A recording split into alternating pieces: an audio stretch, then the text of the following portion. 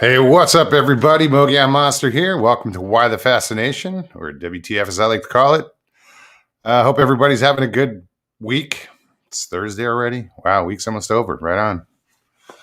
How's everybody doing in chat? Jay Cappy, what's up? Katie G, Ida Bustamante. Uncle Bones, good to see you. Big Rob. Hey, Emma. Sandra Piper, welcome.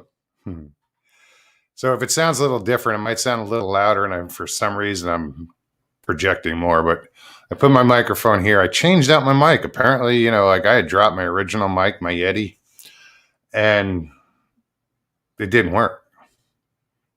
But I guess banging it around some more, it works now. So you guys hear me all right? I'm guessing.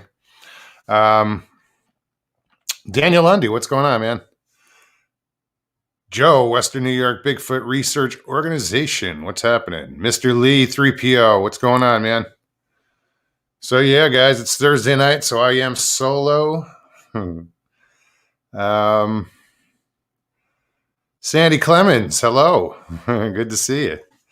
I am solo tonight. I'll be putting the link in chat soon. Just want to get some things out. I started doing some shorts. I've been being pestered to do them by people saying, you got to do them, you got to do them, you got to do them. So what the hell? So far you guys have been awesome with the responses, and I'm going to keep doing them.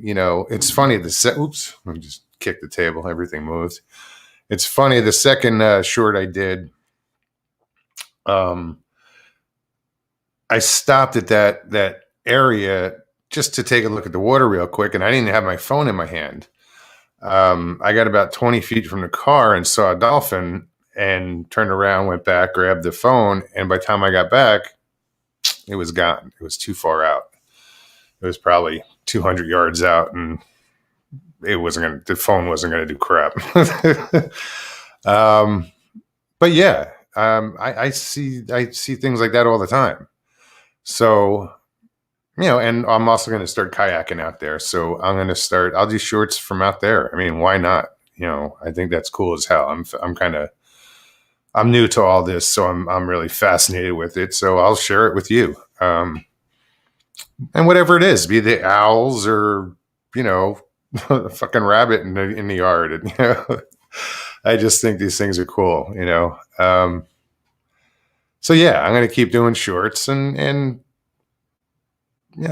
something else, it's fun. What else? So this whole PG controversy, Patterson-Gimlin film controversy, blah, blah, blah. What does it matter? Really? It's fake. It's not fake. It doesn't matter. One bit. You can't. What that film did for this subject, for 53 years, you can't buy that kind of advertising. It's opened people's eyes to something that, still, people think is a joke. But you can't take away what that film did, and is still doing to this day for this subject matter.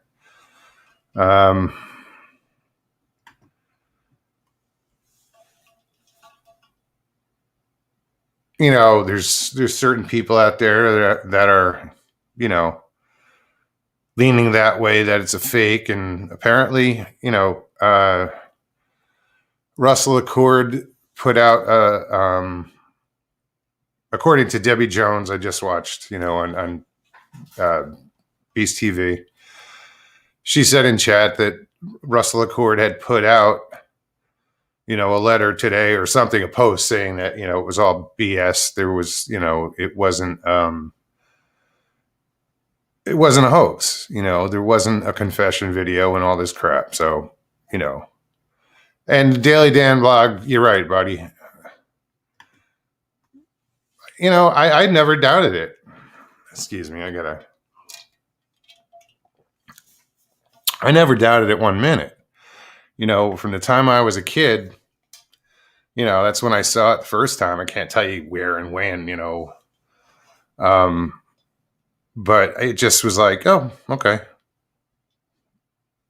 It's not here. It's not New Jersey.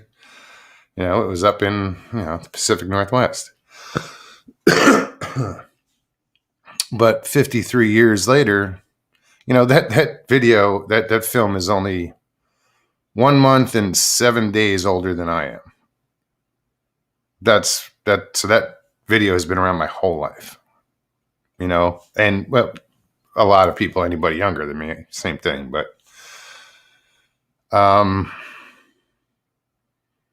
I wish I have, and I hope I have the staying power of that fucking movie.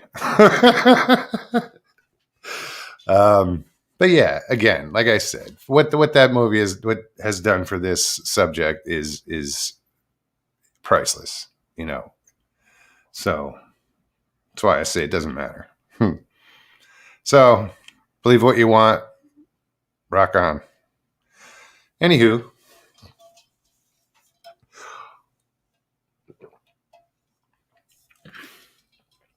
Yeah, what else is going on? Nah, I can't think of anything. So yeah, guys, I am going to put the link in chat. I'll do that now. Anybody wants to come on, talk about anything, you know, if you want to continue this discussion, you know, it's up to you. I kind of thought that Larry's show was going to be different. I mean, Mark's show was going to be a little different tonight, but now I think about it, I was wrong. Copy the clipboard. I thought it was going to be more chat based. I'm used to my show. And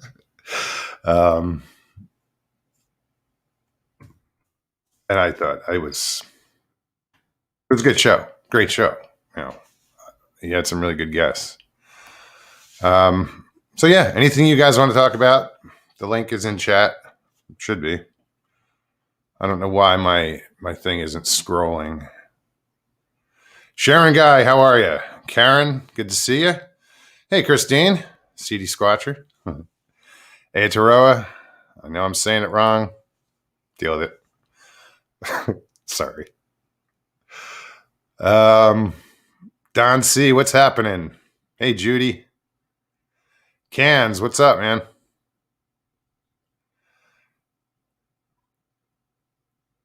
Scott, that link is there. You want to use it, feel free. Mike, what's going on? I know Joe was going to pop on. What's up, man? Yeah, you absolutely know that I had to pop on. What's up, Charlie? Hey, how's it going, everybody? Give me 1 second. I got to get these names up. I turn this off because there we go. Can you hear me and see me okay this time?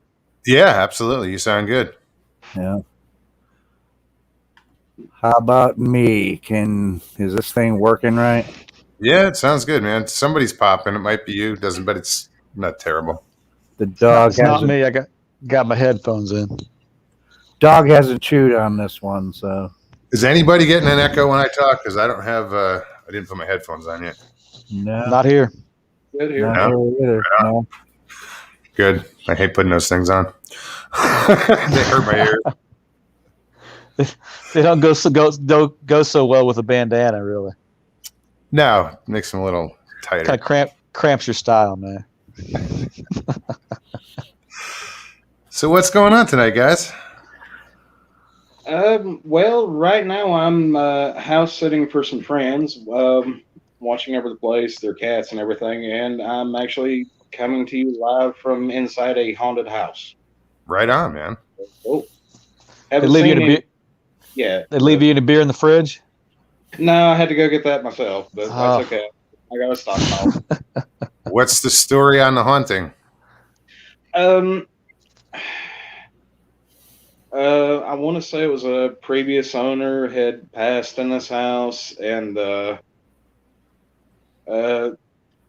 owner believes that there's several different spirits that are in here. I've been here for a little while. I haven't actually seen anything, but I've had a couple of weird feelings every now and then. And I was talking to one of them, the husband, one night. We were all sitting out on the front porch, just kind of shooting a breeze. And it felt just like somebody took their hand and just lightly brushed it over my hair. And I started looking around. There was nobody there. There was no spider webs, cobwebs, nothing like that that could have done it. And it was just, and immediately afterwards, it just, I had this really strange feeling. I wouldn't necessarily say I got sick to my stomach, but it was just a really strong reaction to whatever that was. Or I'm assuming if it was anything. But How old is the house? I was going to ask that next. I want to say maybe 70 years, 100 years, something like that. They told me one time, but I can't remember. Oh. But it's got some years on it. But I will tell you this. This does relate to the lights because I know I told you, Mogs, but it was last year, this place, we were sitting outside talking again, and they've been telling me some of the things that had been going on here, and they had mentioned seeing lights. And we were all sitting outside, and it was raining a little bit, and I happened to look up toward the tree line, and I saw this really bright blue light, and it was just kind of drifting through the trees. And at first, I thought, well, it's just somebody walking around with a flashlight, but it was really big, but just the way it was moving, it was really smooth, really flowing, and not like somebody bouncing along, walking through uneven terrain. And I just kind of watched it for a second, and here comes two more. And they all kind of stop together, and it's like a upside down triangle formation. And they just kind of sat there for a second, and then they just faded off. And I haven't seen them since, but that's what really got me interested in the strange lights in the woods. Was that out in the woods or was that near your house? It was near the house, but this is it's rural area, lots of farmland, lots of apple trees, things like that. So there's woods, forest all around.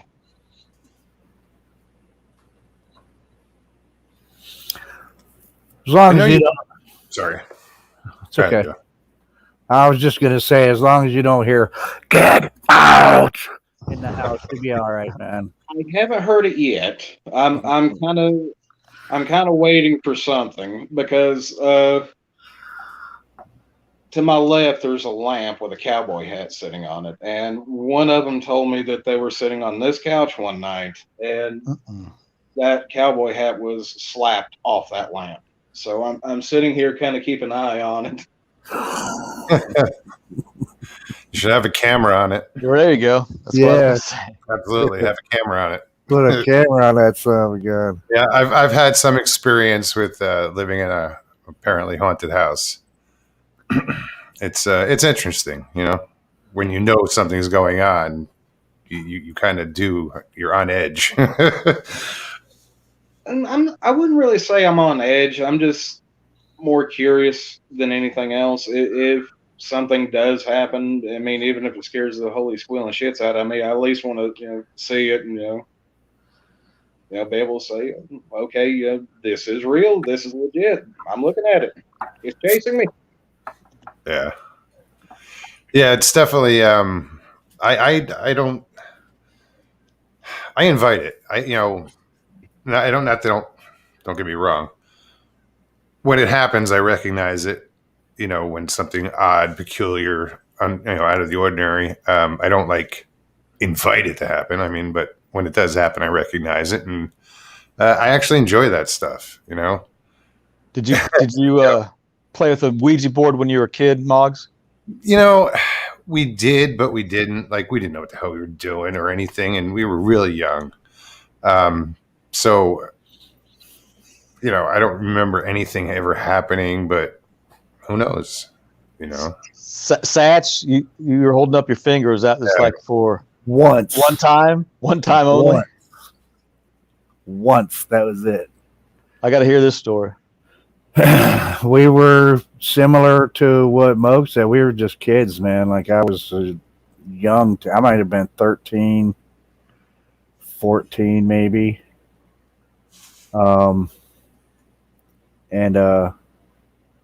Strangely, it was just before, and it has no bearing on it, but it's just strange to me. It was just before I ended up discovering Sasquatch and finding a footprint by creek. But that has nothing to do with the Ouija board. But it was around just before that. We were messing around with this thing, and, you know, we're just kids, like, you know, this thing's not going to work. And we had it out in... Were you in the basement? No, we were out in a barn, because I lived in rural. I've lived in rural almost my entire life. I've lived in rural. I mean, there's been a few times as I've grown up, I've moved over across the country, but we were in a barn, and it wasn't a currently in use barn. It was just an old barn, and had candlelight and everything. And funny thing is, across the field next to the barn, there was an old graveyard. My house wasn't that far away. There's an old graveyard sits up there, and there's a light shines right into the graveyard. You can see it from the kitchen window from my house. This grave, it used to scare the living shit out of me. Night of Living Dead. That's a totally different story. But anyway, we were in this barn, and we're playing with this thing, and we're like, I don't know, just asking questions like, is there anybody here with us? And blah, blah, blah. And nothing was happening. And we were kind of like, you know, kids do, you know, with the two fingers. And it's like, we're like trying to shove it towards, you know, one letter or another, you know, just trying to freak each other out. And my one friend said something about contacting demons, and to this day, man, I swear, there was no wind. There's no wind blowing through that barn. The candles, we had 3 of them. 3 candles freaking just blew out, and that little planchette thing that they call that, the planchette, that thing just flew off the board right from underneath our fingers, man. And dude, that was it. I don't think you saw more assholes and elbows in your life. Exiting that barn, dude. Left that board behind. We didn't care about it. We know, and that was it, man. That was one of the scariest things that ever, when I was a kid, when it comes to Ouija boards. I was like, nope, not touching no one of them things ever again. Sally? Yeah, never. I had one for a long time, and I played around with it a little bit as a kid. Messed around with it with some friends a few times, but we never really contacted anything, I don't think, honestly. But I have heard of, you know, a lot of people having really bad experiences with it, and the more I heard, the less I kind of messed with it. But I still kept the board, and there's a reason for that. So whenever somebody would come over to visit or something, and I was ready for them to leave, I would just kind of pull it out and just kind of set it down there, and they're like, "Oh, we got to go, bye." It works.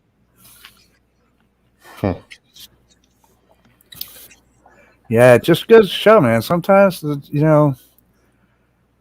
know, there's just maybe some things in this world that you just might not want to delve into. And you might not want to play around with. That's what I learned. Be careful what you think. One of the scariest sayings I've ever heard in my life, and to this very day, it's still kind of, when I'm out in the woods camping, especially by myself, I think of this saying pops into my head, and when it does, it just totally freaks me out. It says, be careful of what you think of, because it might be thinking of you. And that's one of the scariest freaking things I've ever heard said. Be careful of what you think of, because it might be thinking about you. And yeah. Yeah, that'll keep you in check as a kid. It definitely. Especially when you grew up next to a graveyard. Oh my God, that thing was the most terrifying. We saw the original George Romero Night of the Living Dead, and they played it at my high school auditorium of all frickin' places, right? I lived in a very small town, and so on Saturdays they would show movies. In the summertime they would show movies at the school in the auditorium, and it cost a couple of bucks, for a ticket. Night of the Living Dead, George Romero. Went to see that thing. Oh my God, that was the most scariest movie I've ever seen in my entire life. Still to this day, that's still the scariest movie I've ever seen. And we went home after that movie, man. And I was standing at the kitchen window, and the sink's right there, and I'm doing dishes because it's one of my chores as a kid. I get doing dishes, and the whole time that freaking spotlight or light post is shining down into that graveyard, man. And I'm just like not even watching what I'm doing. I'm staring at that graveyard, terrified, thinking of the opening scene of that movie about they're coming to get you, Barbara. And that old man walking towards the zombie man walking towards his sister, dude. And I'm watching that. I'm like looking out that. Oh, dude, it just, yeah, scariest thing, man. I was never happier when we moved out of that house than man, that was about one of the happiest times of my life. Oh, we're moving down into town. Cool. There's no graveyard nearby. Great. Yeah. I to this day, I like cemeteries. I enjoy, the older the better. I like the history of them. I've never had any issues in cemeteries. I just don't. Did you hang out at night in them? Yeah. Yeah. Drinking? I don't. It's not personal, guys. I don't talk about this. Nobody knows this here.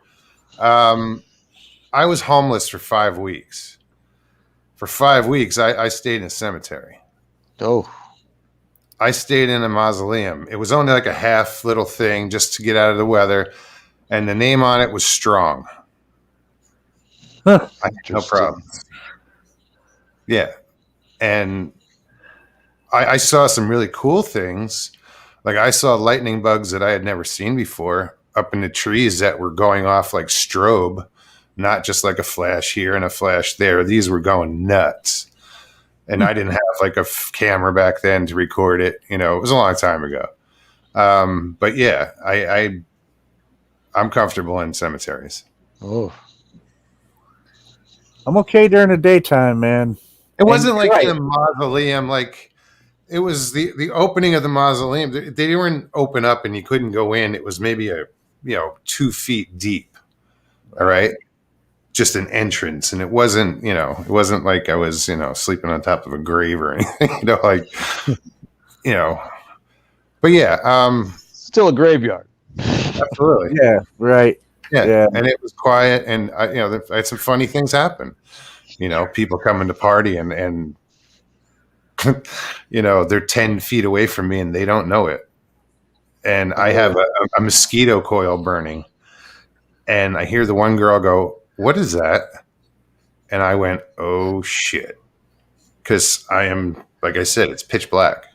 But that little mosquito coil, that little head that was glowing, the cherry, and I'm like, think quick, rabbit, think quick. And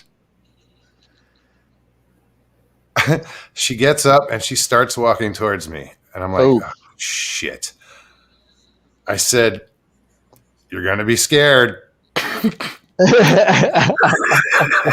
the years. What the hell? I said, you're going to be scared. Twice I said it. And I just start laughing. And I didn't tell them I was homeless. I told them I was there on a bet. You know, my buddies bet me $1,000 I couldn't spend a week in the cemetery. You know, and I ended up hanging out with these people. And later on, I got a job at a country club. And it turns out one of the caddies was one of the kids that was in the cemetery. You know, and his girlfriend remembered me. And they were like, holy shit, that was you? I'm like, yeah. Wow. Yeah. That's a great story. That's a freaking awesome story. I would have been scared just hearing a voice go, you're going to be scared. I didn't know what else to say, dude. That's great, though. It's a great response. I mean, that's even better than just popping up and yelling boo, man. Boo.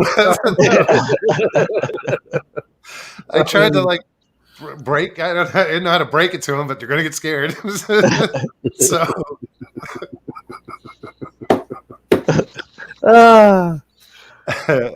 Well, so what was their reaction though? I mean, what they actually do when you said it? At first they freaked.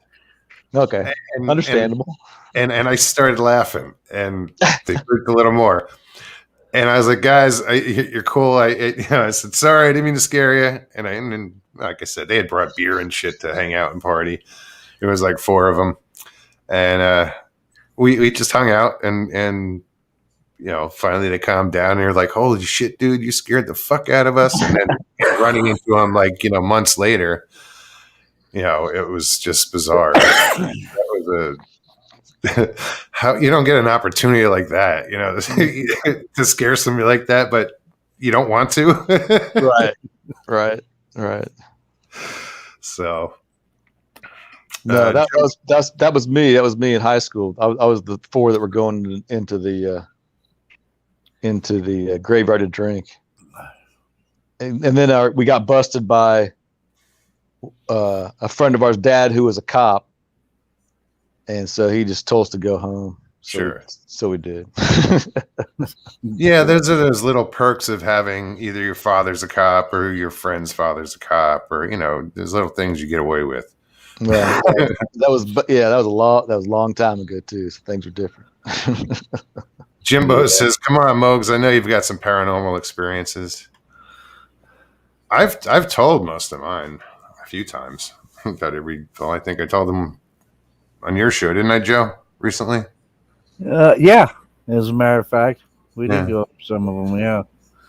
Yeah. I don't have a lot, but just you know, what I'm more fascinated now is like I'm leaning towards. I'm going to start studying whether or not people who have had either outer body experiences or near-death experiences have a greater psychic connection.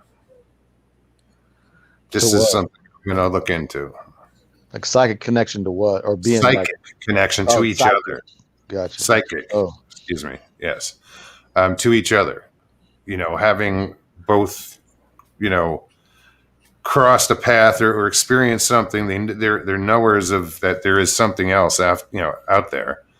I don't know, because I've had experiences with people where I've had an outer body experience. That's what I call it. Doesn't necessarily mean what it was. Could have been near death. It was traumatic. You know, my spirit left my body. I know other people who have had near death experiences, and we click. We have some like psychic, you call them coincidences, saying the same thing at the same time, or just synchronicity. Yes, but it's like bizarre. You know, it's intense. It's beyond normal. You know. Okay. I had a really, really wild experience. And I haven't really told it to a lot of people. Close friends, really close family, they know. Um, but I've kept it to myself for quite a while. Um, so in 2005, it was in May. Uh, I was with my grandmother at the time. We had to go to the grocery store, just a few miles up the road. So we get in the truck, and she's driving, and we're going down the road. We go around the lake, and That wasn't paranormal. and there's this long straightaway, and I could see the car coming, and he was moving, um, and on the right side of the road, there's this bad spot. It's a dip that drops off, several inches, and the guy hit this. And when he did, I guess he freaked out, and he just hit the wheels. And when he did that, he fishtailed and he hit us. He slid into us, knocked us upside down into a creek, and then his car landed on top of us. Wow. Here's where the weird stuff is. All right. So when that happened, like I said, I saw it coming. I felt the impact. It was just no pain. It was just a lot of pressure, really fast, and then everything went black. All right. Now, after that, I opened my eyes. I was able to stand up.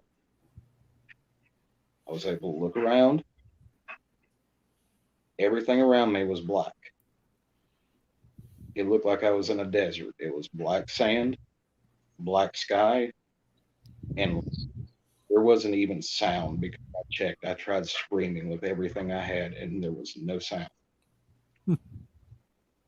And the only thing I remember was I just picked a direction and started walking. And when I did that, I woke up in the truck. And Huh. that was a tough one to process, especially. I mean, here's the thing. I'm not saying it was. I'm not saying I saw any kind of afterlife or any kind of. I'm not saying that. What I'm saying, there there's a lot of things that could have caused something like that. Like, for one, I had a very serious head injury. I broke my eye orbit, my nose, my face. So I had a head injury. It could have been me seeing something from that, hallucinating. It could have been a dream. If it was a dream, it was really messed up timing, or it was real. And I remember as soon as I woke up, I was trying to figure out, okay, which one is the dream and which one is real. Because honestly, when I woke up and I saw what was going on in the truck, I was hoping that that was the dream. Yeah. Because I was the only survivor. Wow. I wouldn't even know. It's a near-death experience as far as I'm concerned. Where you were? Don't know. It's interesting that once you decided to choose a path, to choose a direction, Mhm. you woke up. I woke up almost immediately after picking which way I was going to go. Hmm. And that's messed with me quite a bit over the years. Just trying to process that and try to figure it out. I've asked people about it, and I haven't really had anybody been able to give me anything close to what I saw. So I mean, I really have no idea. I don't even know where to start. I just know that's what I saw. And when was that? You said 2005? That was 2005, but it gets freakier. I've had 2 car accidents in my life. The first one, I got hit by a drunk driver when I was on my way to work. That was May 23rd, 2003. The wreck I was just talking about with the Black Desert, that was May 23rd, 2005. 2 years later to the day. Damn. It's not how you celebrate an anniversary, dude. Yeah. Wow. Yeah, that would be the closest thing I can say about near-death experience that I've had. Yeah, no, that's I called it outer body because I saw myself. I just was like, it's like my spirit got knocked out, and I was looking at myself on my, from my hands and knees. I was looking at myself the way I landed when I fell. So, and it was 2 seconds. It was done. So yeah, I that's why I always said it was an outer body experience, because I have heard a lot of near-death experiences are, go to the light or wherever. It's not what I experienced. Yeah, So I never said I had a near death, but maybe still there's that either an outer body or a near death. There's still a connection, and it seems like psychically I've or just whatever you want to call it, I've been more in tune with people who have had that, near death experiences. Don't know. Yeah, that's fascinating though, dude. So 2005, yeah. I wouldn't even know where to go to ask anybody about that. Did you start taking a step and then you were back in the car? Yeah. So you didn't even take like more than one step. It was just like immediately after you made that decision and then you took that next step, it was like boom, you were right back to in the car. Wow. And just for years after that, I mean, I kind of struggle with, sometimes I wonder if I picked the right direction. I wonder if things would have been different gone a different way. I've wondered that for years, and that's kind of haunted me a little bit. Well, you woke up, so it seems to me you took the right direction. What's up, Mike? What's up, guys? How you doing, What's up, man? Mike? What's up, brother? Hey, man. So go ahead. I was gonna say that. Are you talking about I mean, there are times when I've been in states of consciousness to where I've been outside of my body and not in you like totally lose sense of your body. I'm not talking about a near-death experience or anything like that. I'm talking, in other recreational settings, to where you can be conscious of your body, but then be focused on a point out in the woods or wherever you are at the beach or whatever, and you feel like your consciousness actually leaves your body, and you can be so focused on that. Then because I'll kind of snap back to it and look at myself and look at my you look at your hands, you look at your body, and like, oh yeah, this is my vessel that my spirit, my soul is in. Yeah. And I've had instances where my felt like my spirit, my soul have been out of my body. Almost like an astral projection. Yeah. It almost sounds like it wasn't on your terms on that occasion, though, right? Like it wasn't like you were like meditating or anything like that, or like in like a comfortable state or anything, right? Like no, I was. You were? Okay. All right. Yeah. It wasn't. It was enjoyable. It was all right. Okay. It's just like once I started thinking about it, but going like, oh, what? And then I look back at myself and I'm like, oh crap. Mm-hmm. I'm actually in this body, but there's it's kind of a state of where you're out, your consciousness kind of leaves your body. Yeah, good for you. That's not easy to do. So it wasn't something that you tried to attain. It was just a result of, right? Yeah. Yeah. Okay. Huh. You know, it's funny. The brain is one of the biggest freaking mysteries still, biologically, of anything. It's like it's so weird the way under whatever different circumstances, um, stresses, things of that, different synapses start firing, and what I'm leading up to, and this is nothing paranormal. It does not even come close to comparing with what Last of the Wild just explained happened to him. This is just something simple and kind of stupid, but it makes you think about, or at least me anyway, it did, and has since then, makes you think about the way your brain starts firing and where things come from. We were in at the Adirondacks camping, and we were um, driving through this little town near where we were camping. It's called Inlet, New York. And we're driving through there, and we had stopped at a coffee shop, and my wife went in and got us a couple cups of coffee. I don't know. I had some kind of fancy ass latte or something. And we're driving down the road. I'm driving and I'm drinking this latte. Well, I take the wrong swallow, right? Start choking. So it gets so bad. You ever, okay, well, people who smoke marijuana will get what I mean here. You cough so much that you kind of get a head rush type thing. Well, I started coughing and choking.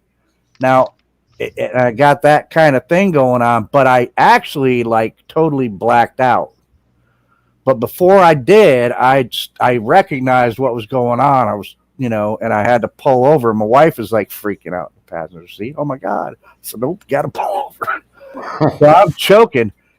Suddenly the car itself went away.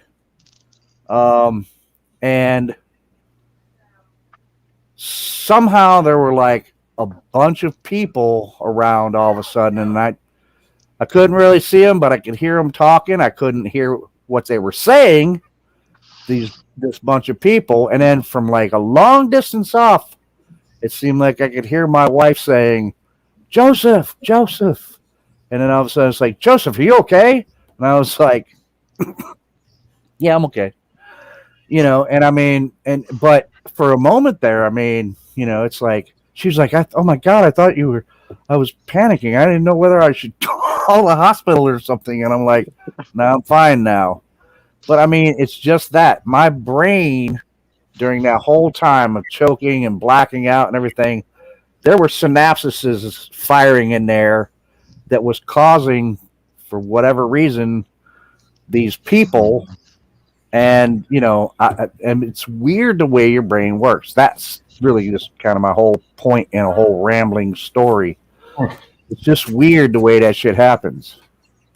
That's kind of like what people do when they come across something that really terrifies them too. The brain will, kind of have a protective kind of reaction sometimes and make it seem that that's something that's normal that it can relate to, in case you're not so freaked out. But the brain, the brain is like the last frontier. I mean, that's like trying to figure out, consciousness and electrical impulses, and it's just it's pretty wild. Yeah, my synapses, whatever you want to call them, they went from how reactions the most scared I've ever been, was in that house I talked about that I lived in. And I got so scared that I got mad. I got angry. So that's weird. I went past petrified to pissed off. Yeah. Well, I mean, that's actually defense mechanism. Yeah. Fear, anger is actually at the other end of the spectrum of fear. Yeah. It's weird, but anger is on the fear spectrum. It's just all the way this way. Mhm. You know what I mean? Because anger is a secondary emotion. Like, you know what I mean? So you have to feel something to get angry. So like it is something that people do out of fear. Like they react out of anger, but it just kind of it might not seem like it's secondary. It might seem like that was your initial reaction, but that fear was probably there for a split second. But yeah, probably as a defense, you just I kind of felt the like fear. It was intense, and then it just kept going and went past it. yeah. Right, like, and I see what you mean, and that's exactly what it did. It went to the other end of the spectrum. Yeah, usually because if it's traumatic, like I mean, it's kind of like something like I don't know, like if you could see me when I get scared, like of like loud noises, like I react like in Ready to fight. like yeah, like and like it's out of fear, but it's like I get like angry about it. You know what I mean? Oh yeah. It's a traumatic. It's from post traumatic stress is what it's from, but you know it's based off fear. You know. Yeah, I get jumpy too. Like I don't like being startled because I will spin around and it'll be what the fuck, you know, like don't fucking sneak up on me. Yeah, I'm that guy that people are like, oh, let's go to the haunted house, and I'm like, no, I'm gonna hit the guy with the chainsaw. Like I might as well not go. You know what I mean? Like when he comes flying out, I'm gonna swing on him. Like I just don't. Let's just not. Like. Why put ourselves in that situation? That's when I went to for Halloween. They were doing a hayride at the end, and that's where everybody came out with the chainsaws. They came out from the cornfield, and they jumped on the back of the trailer. And before I could react to anything, I was sitting in the back. I'm buried under people who are freaking out.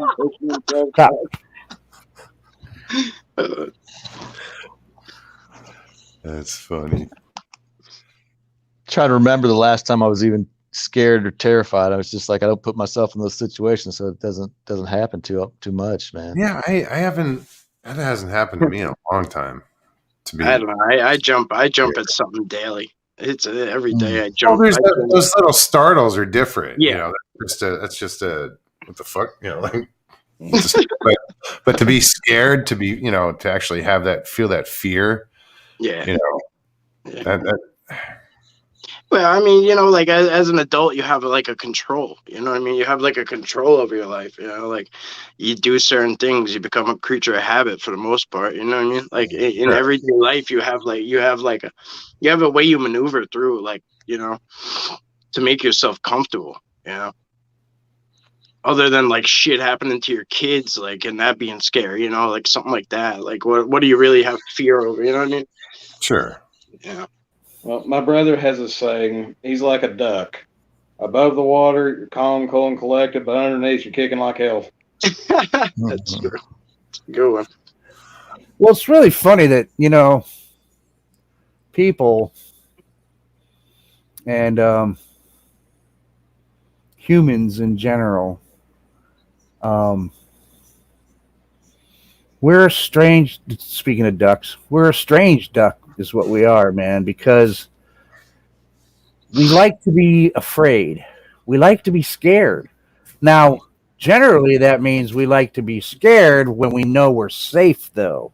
Of course. You know, with security. And which is odd to me because this kind of goes into, I'm firmly convinced, of course, as humans, we were hardwired. This is why people see stuff in bushes, okay? And everybody that is in the Squatch world, we're all familiar with the pictures of bushes and this and that. Oh, I see a face, I see something there, there's a whatever. Well, you know what? The human brain is, Mike says I have a pareidolia cannon. And it's like, dude, but we're hardwired. It's no wonder that people, I mean, I sympathize with people that see shit in pictures all the time because we're hardwired like that. That comes from our primitive self-preservation, man, to see something. And that ability is probably what saved our asses from getting eaten a lot by other predators. you know. And so, but from that, you know, from going from that, having to worry about, holy shit, is there a freaking saber tooth going to jump out on me and freaking have me for lunch today? Guaranteed you're not having fun being afraid there. But yet, as we've evolved, it's like, yeah, let's go to the horror movie and you know, get the shit, or let's go to the haunted house and get the shit scared out of us. But if you're in that real situation, you're like, this is no fun. You know, I mean, if you're in a real haunted house and like, look, lasted a while, yeah, lasted a while, man. You know, I mean, now something, you know, if the walls start bleeding and you know he's seeing pig eyes in the windows, that shit ain't gonna be fun. My cameras. That's that's not. He's gonna be scared, and that's not gonna be fun at that point. You know, so just the human mind again goes back to the brain. It just amazes me, man. It's phenomenal in the way it works, and it's a mystery in the way it works sometimes. Incredible. I was just looking through chat, seeing if anybody had questions. It's also kind of as long as you're not the guy in the bushes, Joe. Yeah. And then when you do when you get an idea though of what you have to look at sometimes in pictures to really see what's there, then you kind of start seeing it a little bit everywhere sometimes. Because I've seen some pretty good pictures and I'm like, I don't see anything. And then it's like somebody like kind of tells me how to look at it. And I'm like, okay, I see what you're saying. It's not stark, you know, right out in the open, but you see shapes and you see, you know, features. You're like, oh, okay. You're like, oh, okay. Because I know now when I look at, you know, you got to look at pictures in kind of a different way, especially when they're digital. I mean, I'll screenshot stuff. I'll freaking zoom it. I'll look at it again, over and over again. I'll try to, you know, people's frames of their hikes and stuff like that, where I try to catch something in there. Sometimes, you know, I never see something that somebody else has picked out, and it looks freaking really, really kind of there. Other times I'll be like, I don't see anything at all. But there are times when I'd like totally have missed something and seeing like, okay, well, this is scraggly hair and this is like a gray skin and that's kind of a weird nose. And I'm like, holy crap, that really looks. I mean, I've seen some, you know, some good pictures, but and everybody sees something different. Usually, I saw a picture the other day somebody put up, and he wasn't. The picture wasn't like pointing this out, but somebody in a comment said, it looks like there's a dog man in that picture. Well, it's kind of funny because I looked at it and I went, dog man. So I scroll back the picture and I'm looking at it. I just thought it was a picture of the woods. I'm looking at it. I was like, oh, okay. I see what they think is a dog man. But you know what? I said, I think it's pareidolia. But to me, my pareidolia is saying it looks like a bear. And the more I looked at it, the more I looked at that picture, the more and clearer I could see little brown ears, the bare face, the muzzle, everything. And I'm like, nope, if that's not pareidolia, that's a bear. Yeah. But everybody sees something different, man. Everybody. The thing that makes me laugh is the people that, and this is why I love looking at Mike's stuff, because Mike just presents the picture and says, well, if you see it, you see it. If you don't, you don't. Thank you very much. Thanks for playing. Have a nice day. But there's other people, man, they got to put the little circles and the arrows and everything on their pictures. And I'm like, that just trashes it. It really trashes well, look at it this way, man. If I'm not you're forcing it too. You're really forcing it. If I'm not seeing that Bigfoot in the picture, you going, right? Oh, you mean that Sasquatch? You know, circling it doesn't do a damn thing, man. You know, I mean, it's still. I mean, if I want to show some area, I'll take a zoom in of the area and I'll put it up. But I'm like, I try to put it that way, but you know, you can't force it on people. You know what I mean? Really, and people are at different levels of understanding of seeing. Like I couldn't see shit in photos when I started. I mean, I was there, and I knew it was there, and I would get home, and I could not see it. I couldn't see it, and people would be like, "Mike, it's fucking right here," and I'd be like, "I don't fucking see it." Like, you know what I mean? Like we'll go back and forth, and I'm like, "I just leave me alone. I don't see it." Like I just couldn't. I just couldn't.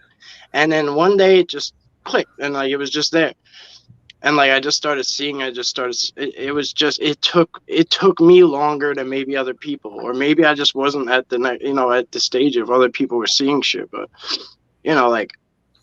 like you said, man, like if I show you something, Joe, and you're like, I don't fucking buy it, like, or like, nah, that's not that. I'm like, what? Do I force it down your throat after that? I'm like, okay, no, that's it. We move along.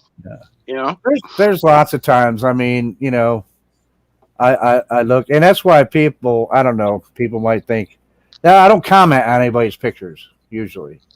About the only one I talk to about pictures is Mike, because Mike will be like, well, did you see this in there? And and if I see something, I'll be like, hey, wow, I didn't see that. I don't know what the fuck that is. Or I'll look at him and go like, no, that's a tree stump, man. Or whatever. That's, and that's it, but you start commenting on other people's pictures and telling them what's really in the picture, they get really butthurt, man. I mean, and I've never ever tried to like comment like sarcastically, or I try to give constructive criticism.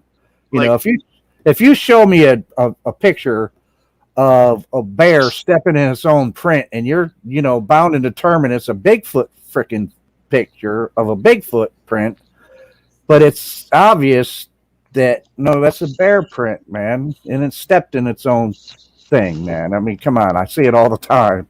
The reality of things is, people get mad. If you put out any photo or any video and say, even if you don't say it's a Bigfoot, but if you say there's Bigfoot here or there's something there, if you say that, you are going to get hammered. Yeah. There's no chance in hell that you're not going to take a beating. So don't even put it out there if you're not ready for that shit, because this is not for the weak at heart. Like all day, every day, I get abused, bro.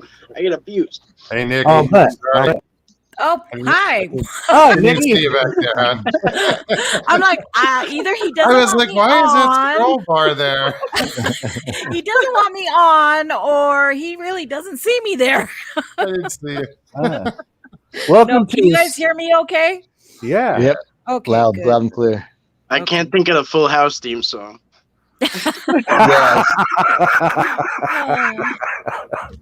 Thanks, Oh, six. no, I can, and I ain't singing. It kind of looks like the Brady Bunch with all those squares. Fit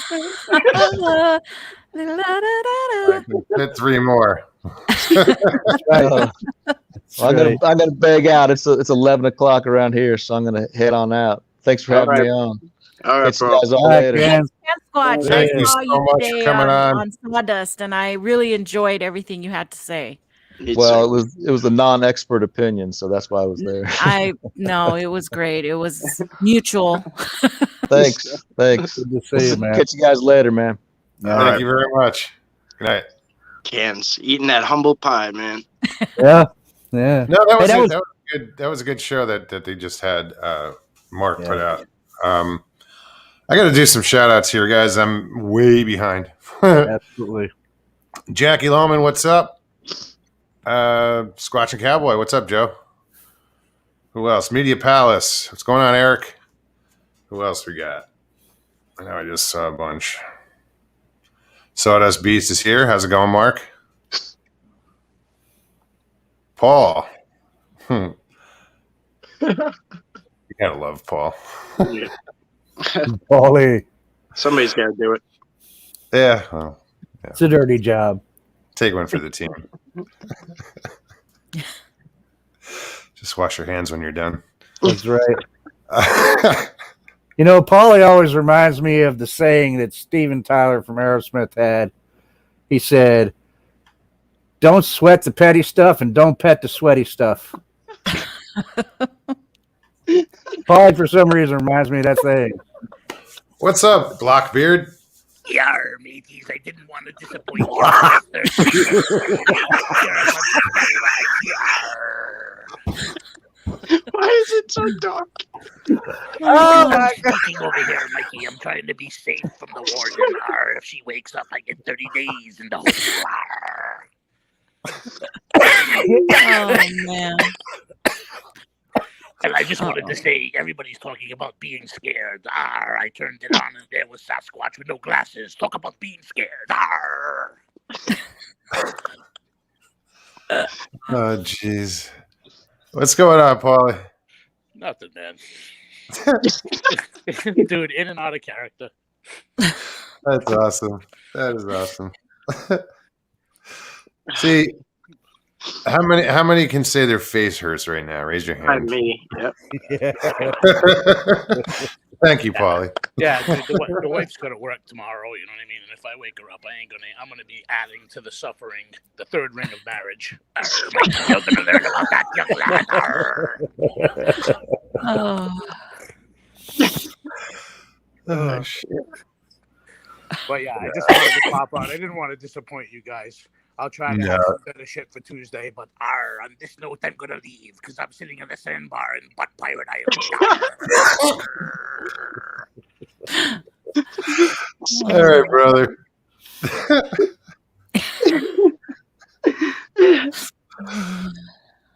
Oh, shit. Block beers. That's classic.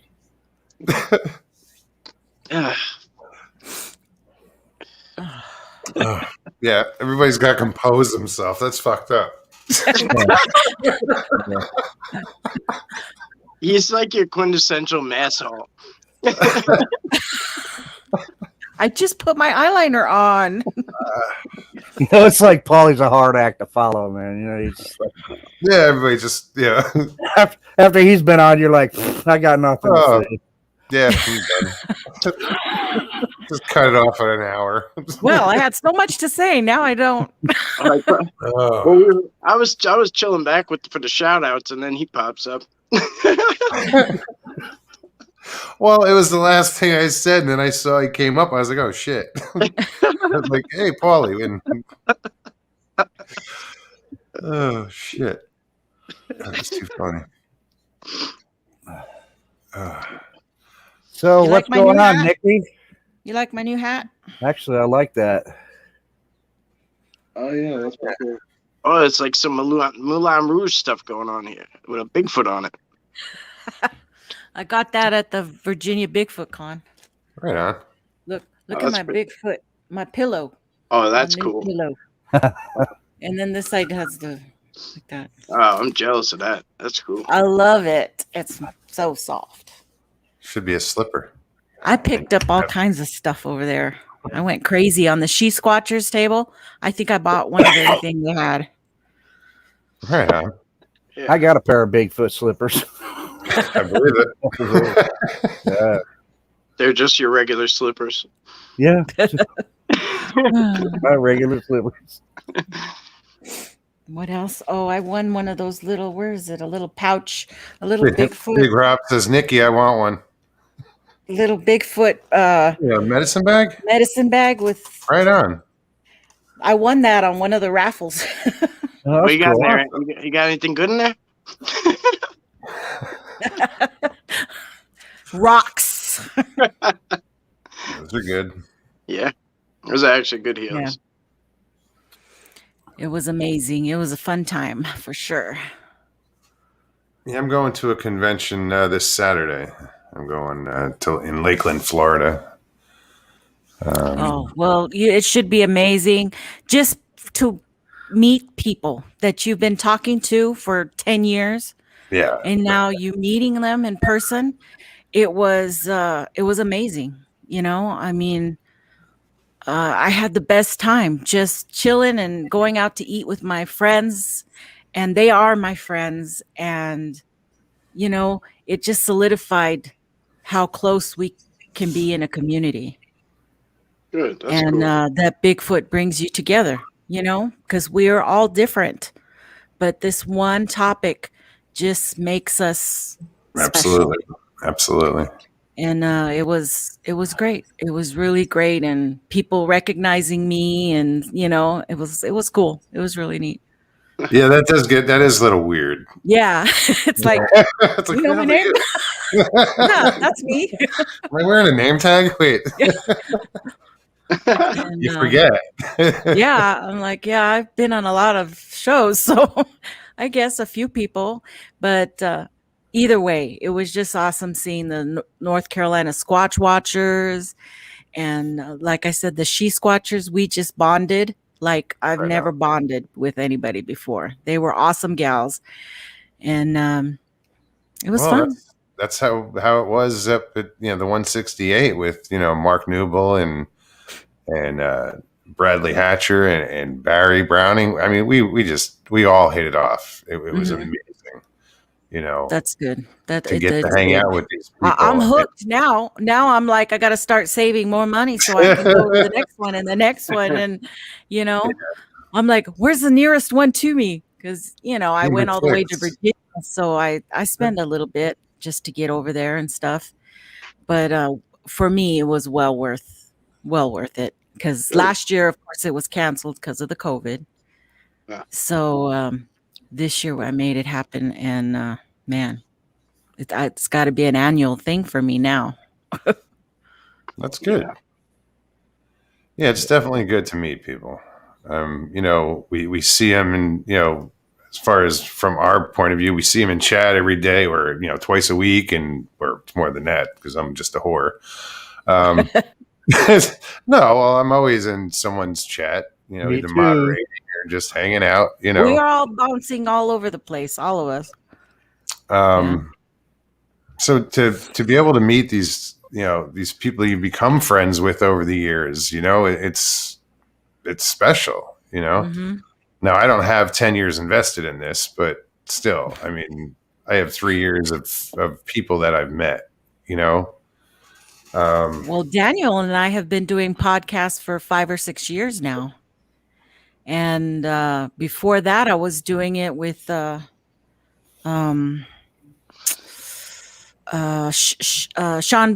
Bradbury. I was doing one with him, looking for Bigfoot Hour.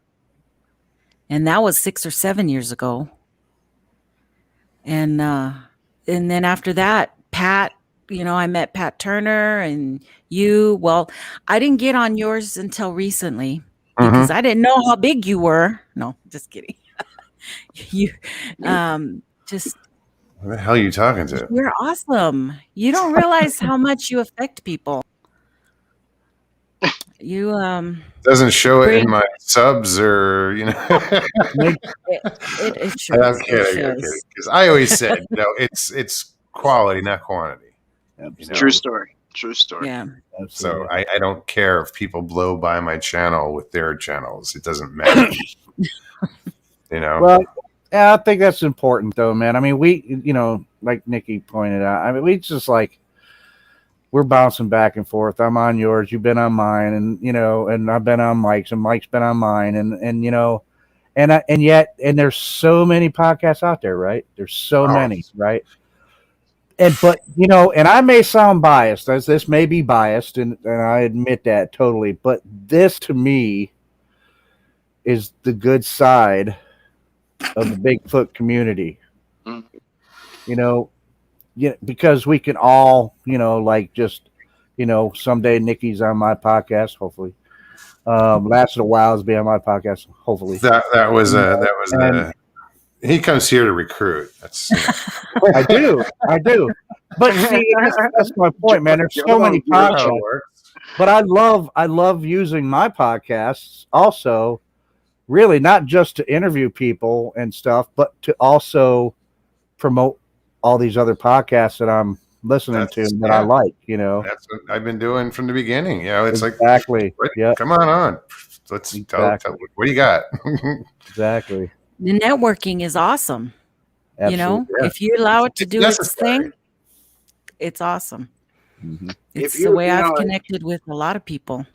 it don't hurt either. Like once, like I got like a community tab, so like at least like I can share like other shows to it. Like so I'll be like, yo, go check this out. Like you know what I mean? Like even if you could do that for each other, like it's whatever you could do to help each other, like you should. Like Well, I like don't tonight, I'll after the show, I'll put out one for tomorrow. I am going to be on Sandra Pink's videos. I'm going to be on her show tomorrow night, 7:00 Eastern. So I'll put it's the community page. That little tab is awesome, dude. It is. I tell I've only used it like 3 times, but you should use it. Like you should use it. Yeah. I'm telling you, it's a good conversation spot too. Like it's good. I love it. Like I use the shit out of it. And now they used to only let me use 1 picture. Now like I don't know how I graduated to 5 pictures, but like I'm like all excited about it. I don't know. It's like that's funny. I used to get so upset when I couldn't share pictures. People be like, "Oh, where is it?" Like, I can't even fucking show you. Like, go to Facebook. Like, people like, I don't do that shit. I'm like, okay, well, I can show you. Like,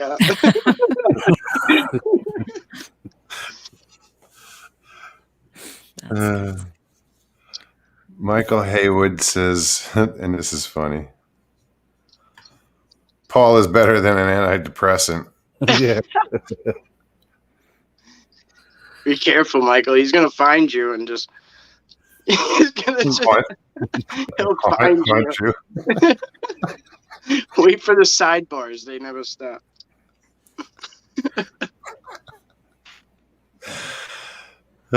Sounds like that comes from experience. It sure does. No, we love Paulie. Yeah, sure. I know. I secretly love it though. It's great. Mr. DeVere, what's up? Good to see you. I know somebody else popped in and Real, what's up, Miss Real Dill?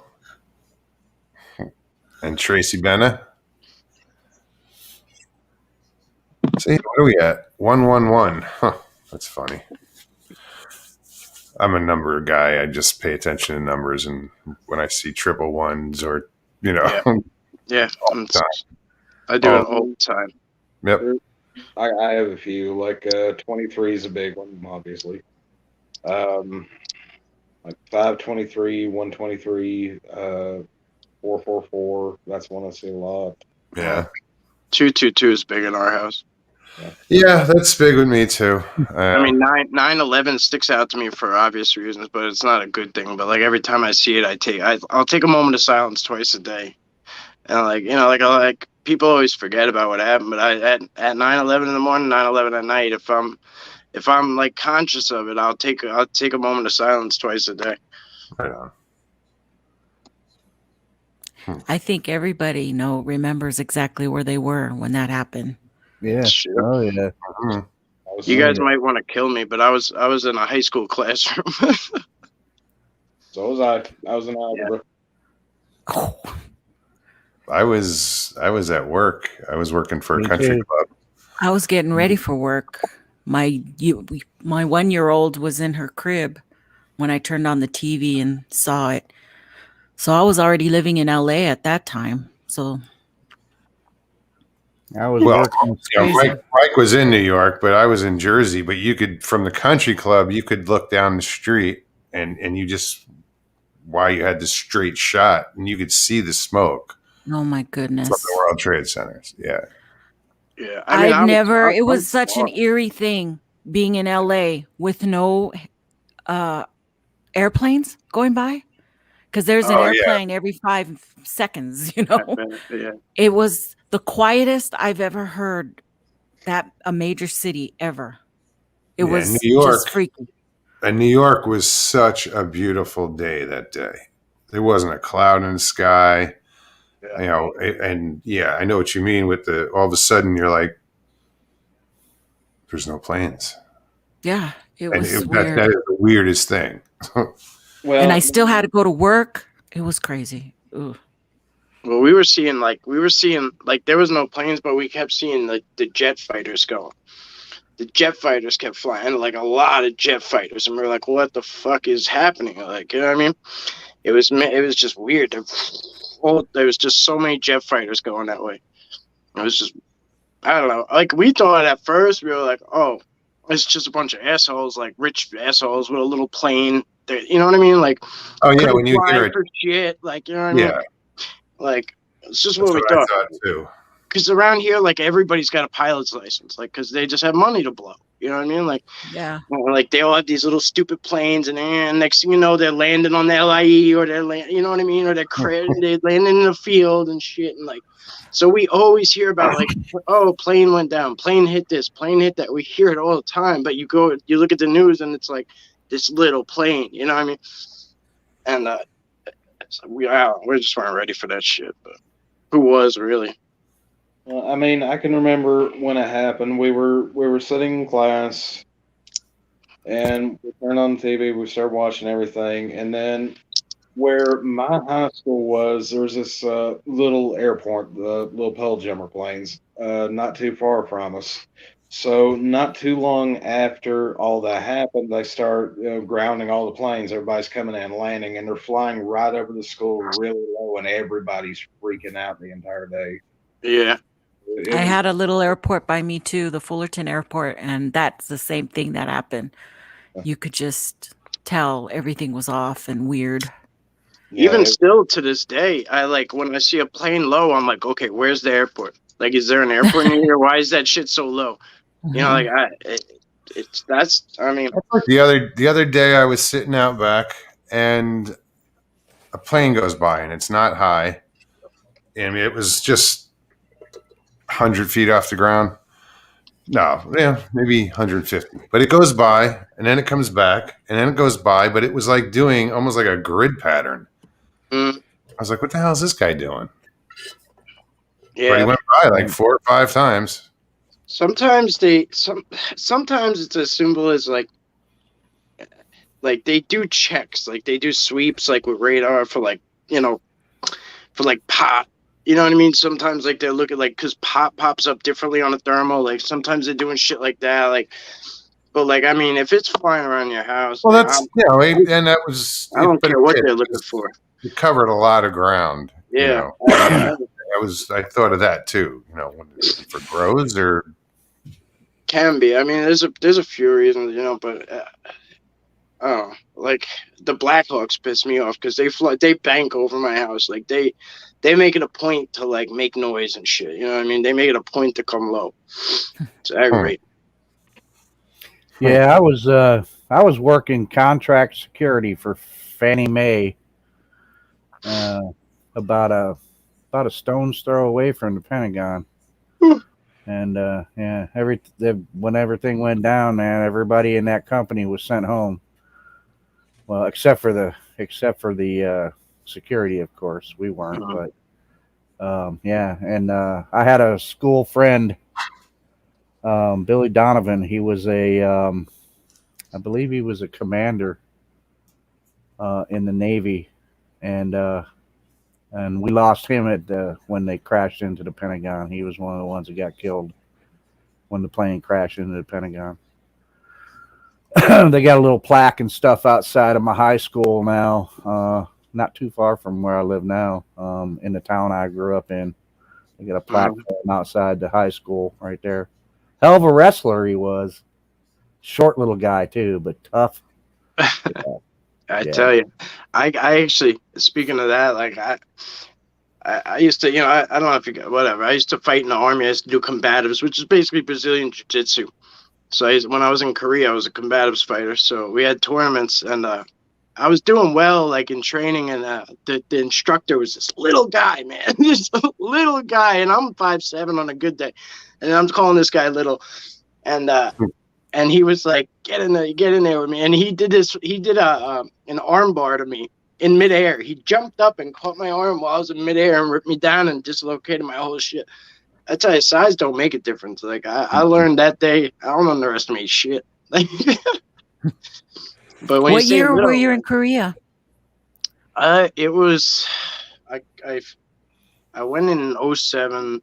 I finished training in late. It was like 2008 to like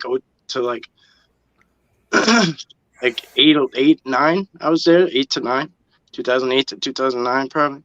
Because I went to Afghanistan. I went to Georgia, and I was in Afghanistan right after that, so to 10, 11. So it had to be 8, 9, 2008 to 2009. We were there 2010 to 13.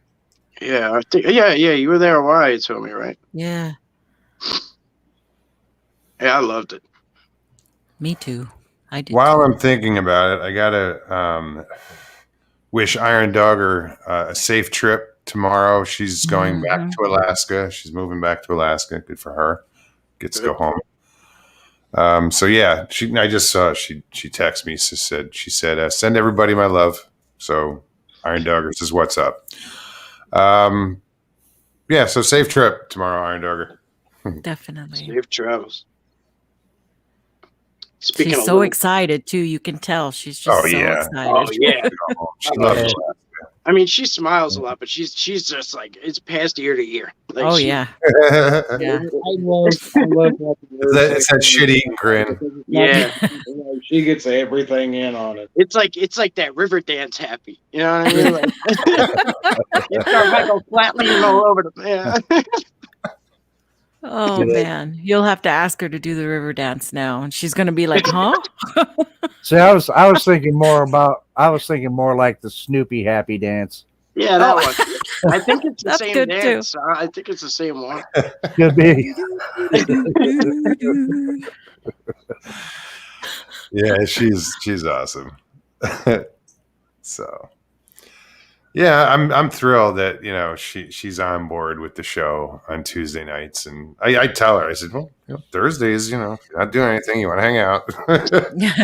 It's just so much easier having a co-host when you can bounce stuff off of each other, and there's nights I come on Thursdays and I'm like, oh shit, what do I do? She makes it so welcoming when you're doing like the roll call, and she's like to like everybody, like she waves. She's like so like. I at the end of a show when you talk backstage, her and I, okay, good night, and she'll wave good night. It's so like it's welcoming. It's really high energy happiness. Yeah. Say goodnight, Gracie. I keep telling my wife I'm going to fire her as co-host and hire Crystal Panic. In New York, it's just so different. Like in New York, it's like you get these like it's like you wave at someone. Oh God. Yeah, That's just a East Coast hello. Yeah. that's right. That's right. I actually flipped off someone when I was like 21. Car going by, beeped. Don't know why they beeped, but I flipped them off. Yeah, they stopped. Oh shit! So much unnecessary road rage. It's ridiculous. It's so ridiculous. Yeah. So you can't even escape to the left either in Jersey. You gotta make all these rights. Oh yeah, I think you can't do U-turns in Jersey.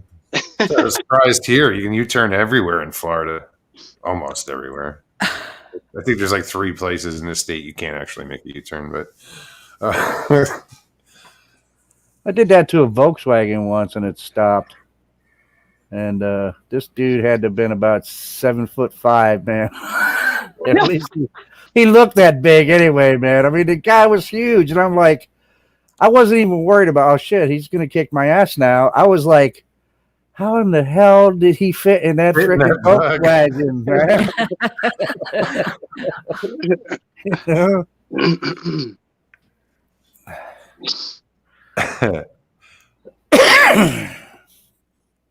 if you guys in chat have any questions for anybody here, any comments, put them in caps so I can address them. Judy Wheeler's just thinking about you, Iron Dogger. Yeah, she's got a lot of packing to do and whatnot.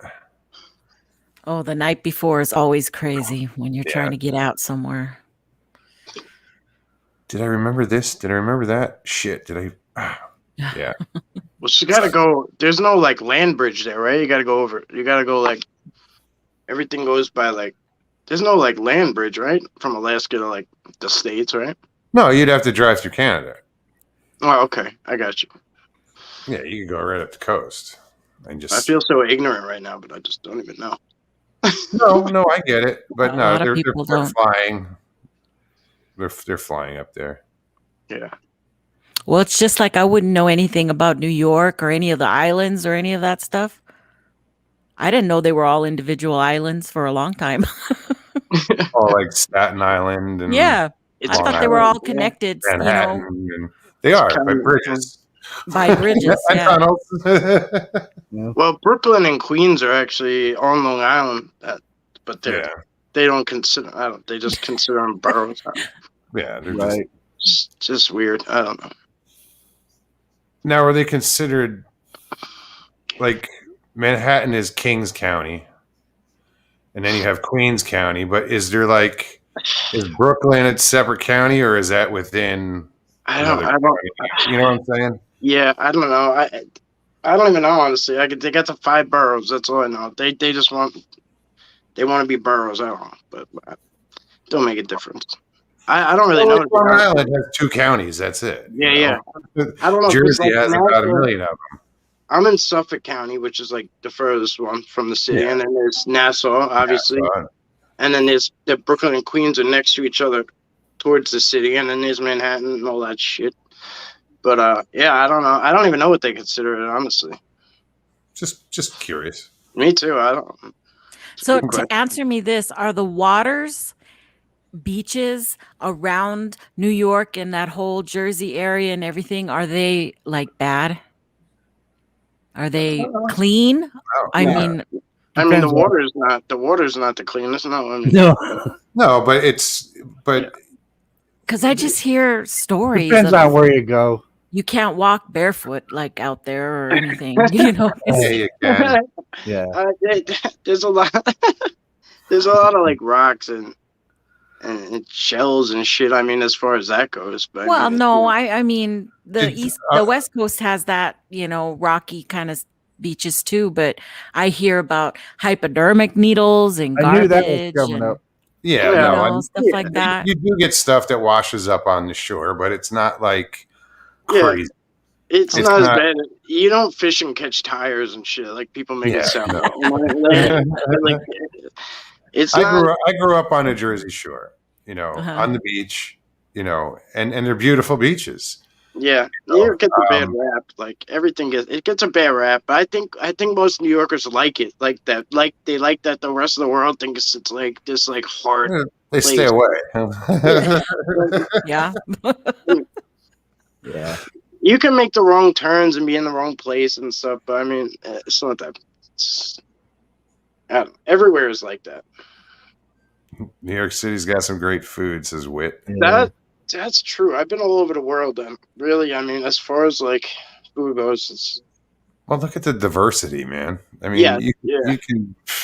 But you have people from everywhere. You have you have people from all over the world here, so you can't really. They don't fuck up their own food. You know what I mean? Like, it's not like it's just like They're really making their own food. yeah. Yeah. Well, and it's always- here we've got a lot of good food, but it's all made by Mexicans. I love Mexican food.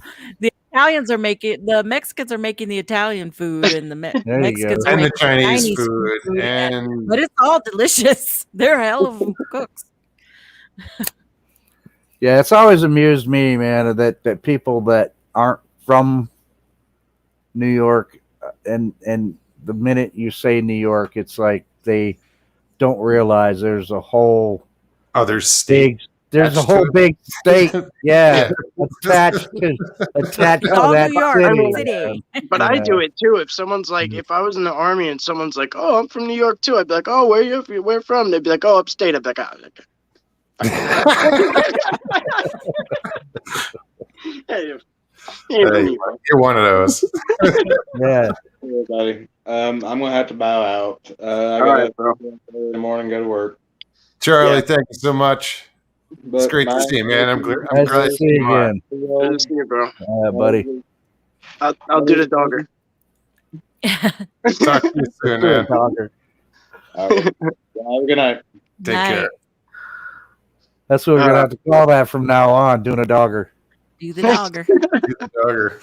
I'm She's gonna gonna bow love out that. too. Uh-huh. I don't have shit to do tomorrow, but I'm gonna bow out anyway. But She's actually I'm doing just she's doing a promo for this show in her way. You know. Oh, that's cool. Interesting. So you never know what we're gonna get. The first video I ever saw on hers was she was doing the Daily Dan. It was so funny. He scares me when he comes on because he's so loud, you know. The Daily Dan. If I have my headphones on, I'm like, whoa. My wife's the same way, but she's got a bad ear, so she like screams everything. I'm fucking right here, like right here. 2 feet away. There's not a brick wall between us. Stop yelling. All right, guys. Have a great night. Thank you, Mogs. Appreciate you. Oh, my pleasure, Mike. Good to That's see Nikki. you. Last of the Wild, Can Squatch, whoever else was here. Paulie, whoever he was tonight. Thanks, guys. Oh man. Wow, that's been a good night. Still got I can't stop laughing. 30 minutes left. Yeah, like Moog's always saying, and everybody, man, laughter is the best medicine, man. Absolutely. You know, like I said, we take shit seriously, but you know, absolutely, you gotta laugh about shit though. You know, I'd rather laugh than cry. There's a time to take stuff seriously, and then there's not. You know, time to take stuff seriously is when I'm out in the woods by myself, camping, and it's pitch black out night, and I hear thump, thump, thump, thump, knock, knock, knock, knock. Whoop! Well, shit. What the hell was that? Okay. Yeah, it's usually a good time to take it seriously. I'm gonna start taking stuff seriously. Yeah. But, yeah. So yeah, I'm next, man. I just want to jump on and say, look, the first thing I wanted to say when I first jumped on Mogs is I'm glad you said what you said in the beginning. I did appreciate because I was there. I saw you there too. I was watching Sawdust Beast, and I was watching the Beast TV podcast, and you know, when it comes down to it, that's a great film. I'm always going to be one of the ones on the side that, well, I think Patty is Patty, man. She's there, she's real, and all that. You know, and people have different opinions. Your guest last night, you know, that was, you know, made me wonder. Yeah. Well, you know what though. But what you said was something I said the same thing to Gary earlier today. I said the same thing you said. I said, you know, real, not real, doesn't matter anymore. I mean, 53 over half a century, and people are still debating that film. And I'm like, I find that amusing myself. I'm like, come on, it's one piece of film. Yeah, it was substantial, but it's a legendary piece of film. It's like we need to move on from it now. I mean, stop debating it. It's real. Forget it. You can't debunk it. They're going to debate it, like I said earlier, in the end, and you just said it, it doesn't matter. Right. You know, it's done so much for this subject and you know, this genre. You know, and the people who have seen them and they know it doesn't matter. I've seen one, like not me personally, but they can say, I've seen one. It doesn't matter if that's fake or real, you know? Right. Absolutely. So I love that part that you said that, because I'm like, that's it, man. It may have gotten us interested in the beginning. Exactly. But it's not really what made us believers. There's a lot of different things that made us believers. That was not what made me believe whatsoever. It was all the stories. Yeah, the stories and the accounts, and they're not all fake. There's no way. You know, that thousands and thousands of accounts and eyewitnesses can be lying. It's not mass hysteria. I've been saying that true from phenomena. It's a true phenomena that some people, it's not a phenomena. It's real because they saw it in front of their face. And that's what made me a believer, you know? I can tell you one thing right now that with absolute positive certainty is that Walter Barefoot never lied to me. Don't know who Walter Barefoot is. I know you don't. He was a mentor of mine when I was Okay. a very young man. He was full-blooded Seneca, and he told me all about the Yahe. And yeah, he never lied to me. So, film or no film, man. Walter Well, it's told me good that what's you up. had that. You had that person in your life at that time, to be a Absolutely. mentor and confide in, with something that they know it exists, to share that with you, Yep. that doesn't happen often. Yeah, I always to this very day. I mean, he's been deceased now for a very long time, but I feel absolutely fortunate that I'd ever met him in my life. So, but yeah, Wit says Boggy Creek got me started on the subject. yeah, that's I've one never that seen did. the movie still. Yeah, Still I have- liked Boggy Creek, and I liked oh my God, what's the one in Louisiana or it's Honey Island Swamp? It's the Honey Island Swamp monster. Got me interested. The old footage that guy had. Oh yeah, that's Louisiana. Yeah. Yeah, got me really interested. I'm impressed with the Freeman footage myself, but everybody's got Me opinions too. about that one too, man. And I am impressed about it too myself. I'm with you on that one. So I always liked it. I liked it, but I love it now after hearing what Meldrum thinks about it. Lots of people got a lot of things to say about Paul Freeman, and people that knew him. But I'm just saying, well, whatever. You may have known the man, etc. But I don't know. That's just my opinion. What I'm seeing on there is pretty freaking convincing to me. So I just heard an interview that his son did, where it was a show on TV on one of the Discovery Channel, Travel Channel, whatever the hell it was. I think it's a Travel Channel that does all the paranormal shit now, and Bigfoot and UFOs and. He was like, well, yeah, my dad, it's real. He wasn't trying to defend him. He was just like, I grew up with that. My dad was a great guy, blah, blah, blah, blah, blah. But just the footage, the way he caught it, I mean, it looks too real to me, Yeah, absolutely. I agree. Absolutely. And then it bugs me that they keep putting that other footage out there, and what the hell is it called? The something footage, where it's supposed to take place in the 70s, and the guy has the cars from the 70s and the snowmobiles from the 70s, and he pans around and this thing. Oh yeah. That was in connection with the Bray Road stuff and the Bray Road. And it was it was. Guy came out and said it's a hoax. We showed how it was done, and how he did a follow up to it. Yeah. But to still see that come up, and like people are like, I guess they're unaware that it was proven a hoax. Yeah. The guy the guy who made it was like, this is how I did it.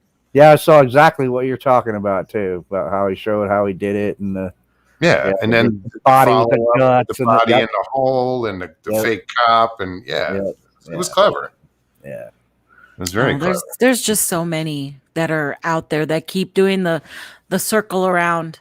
Every couple years, the giant creature from the creature from giant sequoias comes around again, and all these ones that have been proven, that they weren't even hoaxes. They were just student films and movies and stuff like that got chopped up into little pieces, and then somebody puts them out there, like NVTV. All they do is take little snippets from all these things, and they post them, Yeah, it's all somebody else's stuff. Yeah.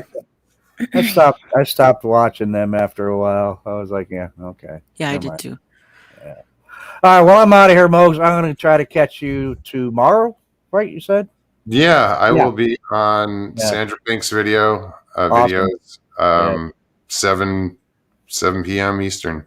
Cool. Yeah, if you put that link up, I'll follow it. I'll check it out and watch it. Will do. All right. Nice seeing you, Nikki. Nice. Wait. Oh, yeah. I gotta do. All right. Okay. Do the dogger. do the dogger. Do the dogger. She's going to love that. Thanks, Joe. Yeah, she's gonna shit. I like watching her because she has this. It's almost an innocence about her. She acts. She appreciates things. You see her react. She's got a very real expression. Somebody comes on and she's just like genuinely excited to see them. Yeah, you know, she's got a like good this heart. Little girl in her. It's awesome. The genuine good heart, and everybody can see that, and it's infectious. Now you know why we come see you. No, just kidding. No, I'm glad people come and hang out with me. You know? I mean, my numbers aren't. They are what they are. It doesn't matter. you know. Yeah, you always said that you were just here to have fun. And 61 people watching right now. I don't have. I don't do the. I've hit 100. I've hit. But whatever. It's their loss. Yeah. Don't show up. But I don't care. I do, but I don't. I mean, I want everybody to come and have a good time and enjoy themselves and just they do. become part of the family and, but they totally do. I'm not going to lose sleep over it. And that's a lot to do. 2 shows. And then plus if you're a guest on somebody's show, that's a lot to do. And I moderate and, we'll hang out. But Sharon Guy, good night. You have a great evening as well and a weekend. Night, Sharon. Oh, wait, somebody actually. Big Rob, thank you so much. Sandra Pink's videos link is in the chat. Cool.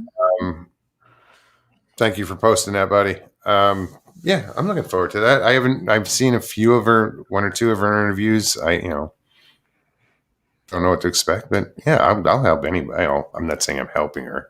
It's terrible.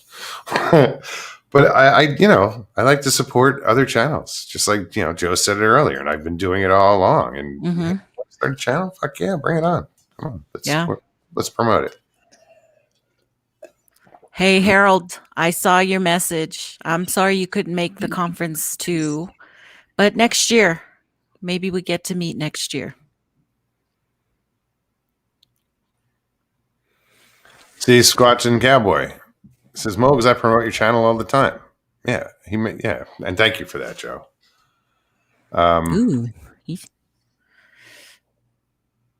What else is going on here? Abs, what's up? 0303. I'm just scrolling back through chat. Well, I was coming on because you guys were talking about ghosts and spirits and stuff. And still talk about them. I'm always interested in that, so I was coming on to see what was going on because I've always been attracted to that stuff, not by choice in the beginning. and I want to thank Last of the Wilds, Charlie. Thank you for sharing that with us. That was personal and fascinating too. Yeah. I wouldn't, don't let it define you. I don't know what that dream or it wasn't a dream. Your experience, Yeah. Don't lose sleep over it. Night, Miss Dill.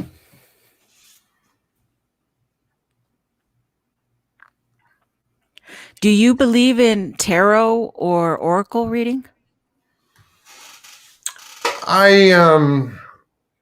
Let's see what my cards today. 10 of Cups. I check it out every once in a while. I get, emails and stuff that somehow I subscribe to them, then I don't remember subscribing to them. But yeah, some tarot and just, straight up like fortunes, Sagittarius. I wasn't into any of that either. And somehow things just came my way. And I got my first cards, my oracle cards. And I'm just so fascinated. I don't do the cards, but I'll take a reading every now and then. There's a lot to it. There's a lot more to it than people think. And and there are people that will just do readings, general readings on, somebody turned me on to, somebody, and now, of course, I keep getting all these pop-ups of videos of people doing readings. But it's pretty interesting when you get, when you hear these people talk that know these cards and what they represent and how they interact with the other ones and what it all, it's an interpretation, but it's pretty fascinating. I did my daughter's first reading and it was dead on. I mean, it was spooky weird on, The first reading I ever had was on Paranormal Portal. Deborah Varner did the reading, and it was interesting. I was like, oh shit. And because of that reading, I quit smoking pot for 6 months. And it was before I started. It was before I started the show. Well, when somebody gets, the first thing they say is, your spirit guides are all over the place. Your mind is all over the place. You need yoga or something to meditate, or, everything she was saying, how, I have all these different ideas, but nothing comes to fruition, and I knew my mind was all over the place, probably because I was smoking so much pot at the time. I was like, fuck, so, and within that 6 months, I guess I started the show. I don't think I had the show going yet. No, I didn't. But but it caused me. I forced myself to step back and think about what she said and look at things and go, she's right. Because I'd have a pad with ideas on it of things I wanted to do, inventions or whatever, stupid things. And, I wouldn't follow through with shit. But I've changed that. What do you think was that one thing that changed you into like doing this show? What was the one thing that pushed you I'm done. I'm doing this show. I want to do this show. What was it? A person? Was it a thing? Was it your feelings?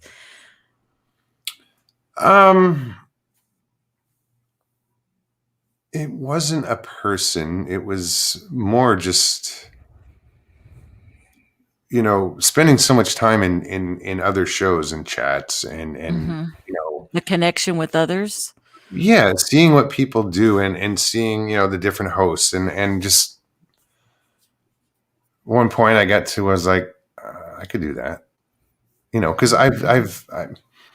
I'm outgoing, and I've been at one point I ran karaoke, so I was outgoing there. I was on a microphone. I'm dealing with people, so I've had that little bit of experience, and I've always, like, karaoke, when I was doing that, I still have friends from 20 years ago from karaoke, just meeting people, and instead of brain fart.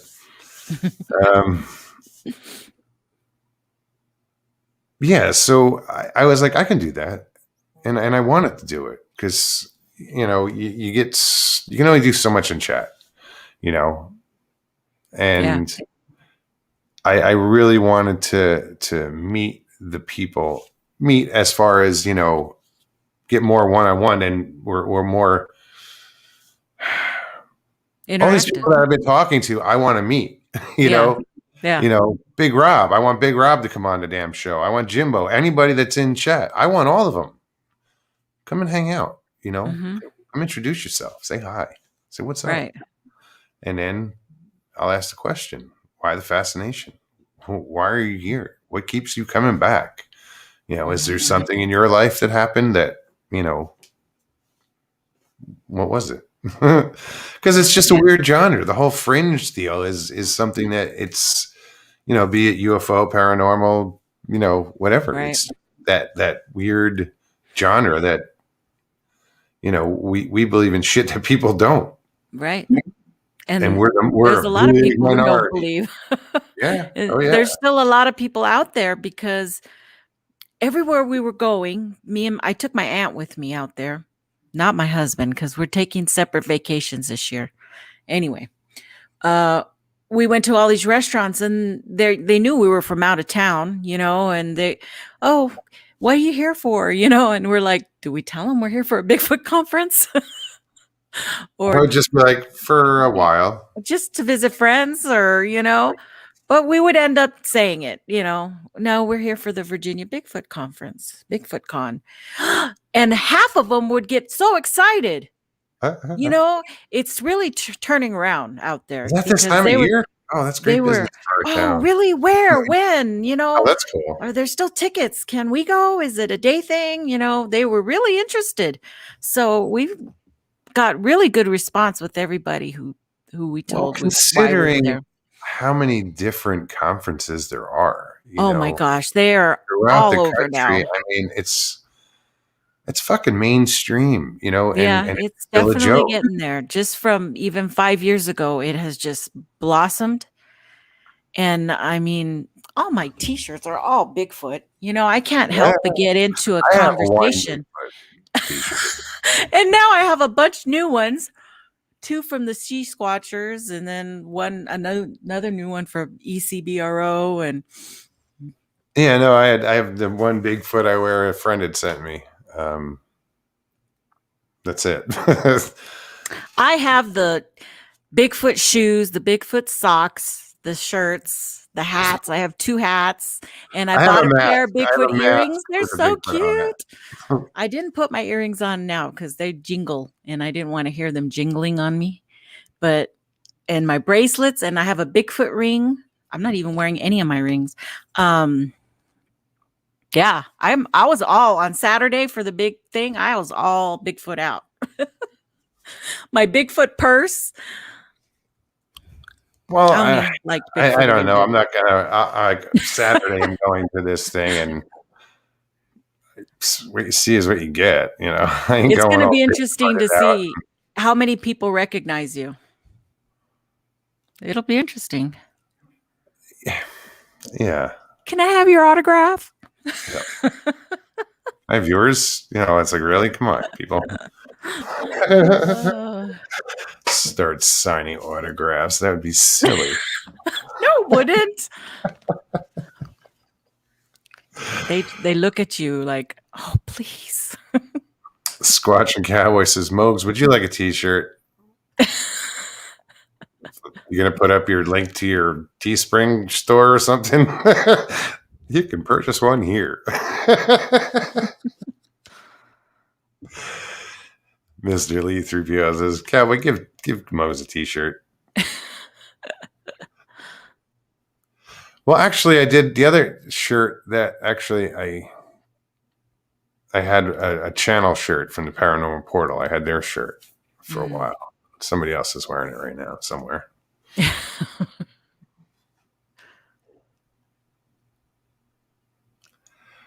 Remulo, what's up? Good to see you. But yeah, we're winding this down. There's about 7 minutes left. Oh yeah. Yeah, I have to thank everybody for coming on tonight. That was a good night. On and hung out. Yeah, I just wanted to, in the beginning, that's I was listening to some of the things that were said, and I formed an opinion as far as the whole Patterson Gimlin, and it was like, oh yeah. People are trying to make it an issue. They're trying to make it a negative thing. Don't. People are going to lose their shit if it came out that it was a fake. But so if it happens, it happens. But it's not going to have any effect on how I am in the community. Exactly, it's not. It's because this community is a belief-based community, right? And I didn't hold a whole lot of bearing on the PG film. I liked it. I liked it a lot, but I was never 100% on it. It was one of the greatest, you know, you couldn't buy that advertisement, you know, that advertising for this genre, you know, that was the flagship of videos. Right. What's up, Chris? Wake up, woman. Hey, You are alive. I think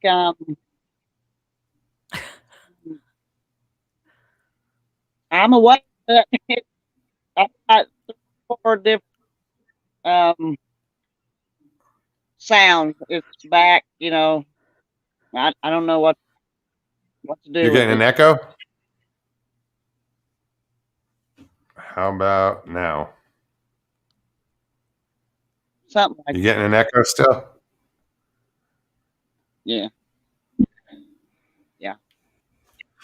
You might have, I don't know if you let's have more see. than one device on. Yeah, no, there's a bad delay as well. Let me come on my cell phone. All right. Got a couple minutes left.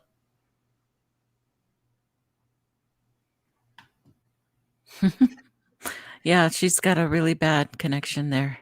Yeah. Bigfoot and on, what's happening? Joe Parker. What's going on? Porthole, the paranormal porthole. Sorry, that was funny. Yeah, Big Rob, I thought the same thing. He said, Chris, turn off your YouTube, because I think she has a tendency to do that, is come on with 2 devices. Some people like to see, they like to watch themselves on YouTube and don't realize that there's a delay, so you can't always do that. Like you could do that. I have mine going too, but I make sure I turn How's that, that Chris? off. Any better? Chris? Yeah, but I don't have my YouTube on. No, we can hear you No. fine. Just talk. But I've got the echo. I don't know why you're getting an echo. That's weird. I don't know. I'm She- gonna tell you what I've Go ahead. I'm gonna tell you what I've found and just let you soak it in. Okay. I was walking in the woods and I was walking the dog. My son's a big white German Shepherd, and I come around the edge of the fence and I found a footprint that looked human, and the foot was like this, but the 5 toes went at an angle to the right. It was a right foot. So I just wanted to, I didn't have my camera on me, and I was so upset, and I went back up there, but it rained 2 or 3 days, and it was there, but it wasn't provable. And I didn't want to take a picture and say, "Oh, look, I found a footprint," Sure. and it was on a hill, molehill, and it was longer than the molehill was, and so I didn't have the back half of it. And I put my foot next to it, and you could see how wide it was, and I didn't have the links.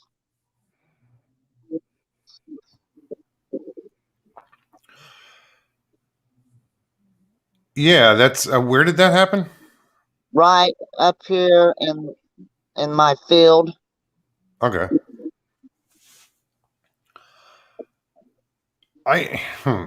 That's got to be frustrating. Yeah, it was very frustrating.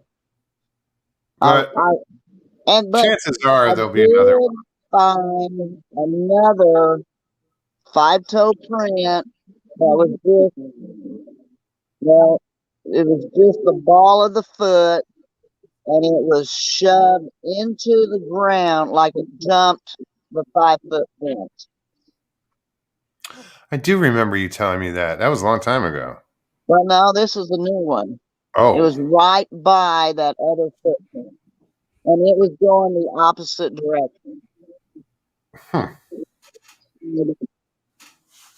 And then there's a pack chat driveway there, and I'm in Missouri, and the driveway is so compacted that I didn't see no footprint or landing marks or anything of that. Now in my backyard, that's where I had the footprint, the indent of the ball, and then the indent of the ball on the other side, 20 feet away. Well, like I said, chances are, if you're finding them on your property, you're going to find more. Oh yeah. So just be ready. Have the phone ready. Yeah. And I thought it was exciting, and I'm going to get my camera next time and take a picture. Absolutely. So, well, ladies, I am going to call it a night. I want to thank you guys for stopping on, though. Yes, it's good thank to see you. You got to come on sooner. And whatever is going on with I don't know if it's your phone, maybe you're No covering headphones? the microphone or something. The no headphones is the other thing. If you put headphones on, you'll hear a lot better. You won't get the echo, or shouldn't. That's why when everybody first came on today, I was like, "Is there any echo?" Because I hate it. Well, I hate I'm on things. the phone. Say that again. And I don't know. I can't exit, or I can't. I'm on my phone and I can't. Do. I know the Note 20 has split screen. Where you can run 2 programs at once, but I don't know how to do it. And I know, but if I hit I can't shrink it, and then I'm afraid I'm going to lose it. But I'll try it real quick, and let's see if it fixes it.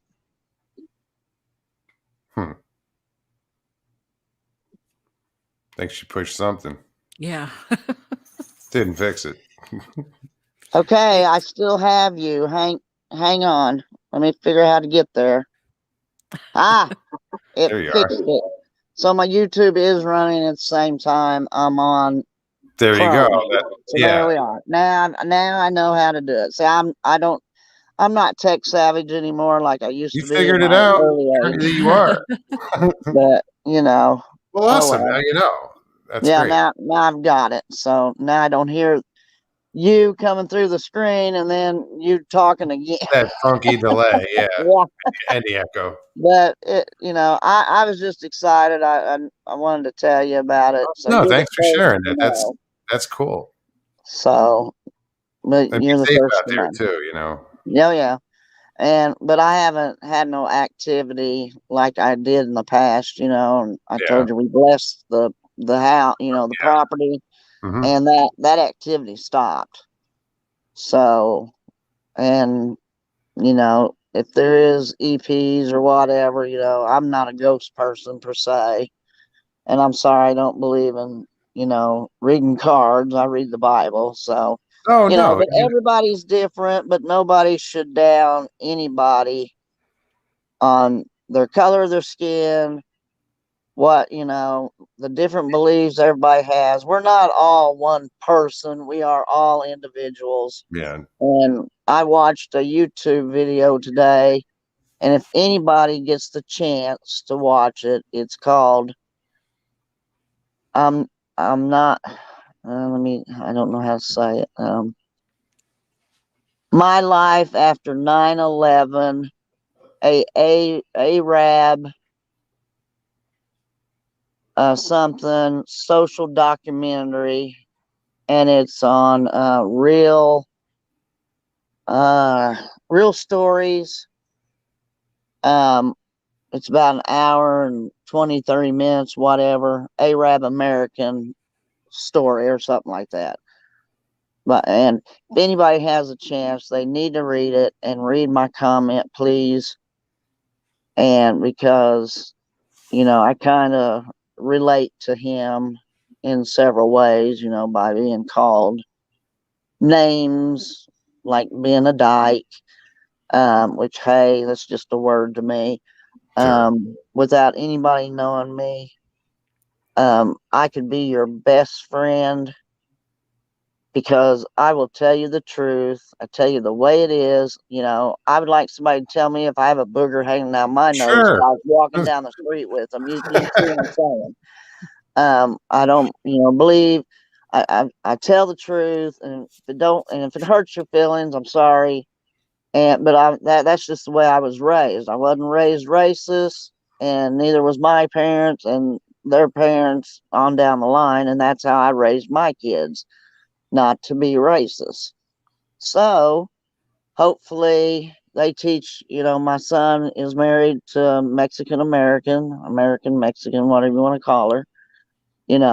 Hey, she's good to my son. They have a beautiful grandson, gorgeous, dark, I call it suntan skin, but brown. And I'm gonna bleach his hair blonde like the rest of us. And he'll be my dark skinned, blonde headed, brown eyed grandchild. So, You look like me when I was a kid, because yeah, I was always on the beach. I was tan. Me too. And my I hair had would bleach out. snow blonde hair, and so did my husband. So, but I don't care if you're gay. I don't care nothing. I just I know my beliefs, and that's the way it is. But please, if you get a chance, watch that document. It will open your eyes because blacks, Mexicans, all races have been treated wrongly. I associate myself being white Native American. And because, my great grandmother was full blooded Cherokee Indian. Mm-hmm. So, I don't know how much I have in me, but I go by, my great grandmother who was full blooded. And she had hair all the way down to the floor. She was another crystal gal. Wow. Young kids don't know it. Look it up. You'll know what I'm talking about. But, and the American Indians were treated rotten. They were thrown on a reservation. See, they don't tell this in the history books. They were thrown on the reservation. On a reservation, they were told to stay there. They couldn't leave and go hunt. The government fed them tainted meat, and it killed a lot of them. I don't know off the top of my head. They gave them fucking blankets infected with smallpox. For fuck's sake. I mean, yeah. And see, a lot of people don't know that. But, you don't see a whole lot of Native Americans bitching and whining about it. If you stop and think I know what about you're getting at. Yeah. Yeah. And, but I'm not racist. I don't that's care. good. That's a good way to be. I'm not racist. I have a gay daughter, I'll tell you straight up. But, that's her life. That, to each his own. Yeah. So and respect that, and that's right. important. By golly, everybody puts their pants on one leg at a time. You don't just I had to jump think straight about that into for a it, minute. but it's but I'm sorry. I see went somebody jumping into them 2 feet at once. I don't. I'm not trying to say that I'm holier than thou, which I'm not. I'm equal to everybody, and everybody is equal to me. You're a good person, Chris. Well, I try to be, but that's all that matters, I try to live by the golden rule. Well, some people call it the golden book, but a lot of people, it's just a book. So people wrote different stories in it. Matthew, Mark, Luke, and John. There used to be a little song that I knew that I learned in vacation Bible school. You know, Martin Luke, Martin. I can't remember now. Mark, That's all Luke, right. John, blah blah blah. Well, Chris, I'm glad we got to figure out your sound system. Now you know when you come on, like when you click on that Right. link, Yeah, you got to turn off the YouTube. that's So right. that's awesome. You know, I'm truly blonde, but I'm not that blonde. okay. But I put But- Sunning in it in the chlorine pool too. So that way So, my white hairs don't show through. They're not gray, they are white, like your beard. well, And so, but you know, but if everybody could go watch that, I think it would open a lot of people's eyes. I wasn't gonna watch it, and I debated, and I'm glad I watched it. It was really, really good. It was. good human interest story. Yeah. Uh-huh. You know, you see the other side of their feelings. You know, Sure. they don't, Yeah. but you know, he don't walk around with a gun, he walks around with a film camera, you know, and he tells stories. So, but it's really a good document. Well, You thanks know, for film. suggesting that. But you know, Good night, everybody's Danny. got everything. Good night, everybody. Good Danny, night. good night. Chris, Talk thank to you you so all. much. Talk to you soon. All right. See you in the chat, guys. Bye bye. All right. Everybody. Nikki, I want to say thanks for hanging out tonight. Yeah. I appreciate it. And No, thank you, it's everybody. fun. It's always so fun when I can be able to have a time to grab a quick fix, a quick Smogs fix. Some airtime. Oh, right on. Yeah. So anyway, everybody have a good night. It was awesome. And we'll see you I'll be around. around. Thanks a lot. Okay. Night, Have an everybody. amazing night. Good night. Well, guys, another show in the books. I want to thank everybody. Really, that was fun tonight. You know, good conversations. Thanks everybody that showed up. Can, Squatch, Nikki, everybody. You know, I you know, it's not like I forgot. I'm just like I want to get. I have to use the bathroom, so I got to bounce. Guys, thanks again. You guys are amazing. I will be back Tuesday night. Oh yes, tomorrow night. And Big Rob, thank you for putting that in chat. Sandra Pink's videos, the link, he's got it in chat. That'll be tomorrow night. I will be on her channel at 7:00 Eastern PM. Duh. Obviously. Well, could be a morning show, I guess. No. Anyway, I'm out. You guys have an amazing evening. Thanks again. All my moderators, thank you. If you liked the show tonight, hit the like below. Share, subscribe if you're new. All right. So we will talk to you guys soon. All right, guys. Peace and God bless.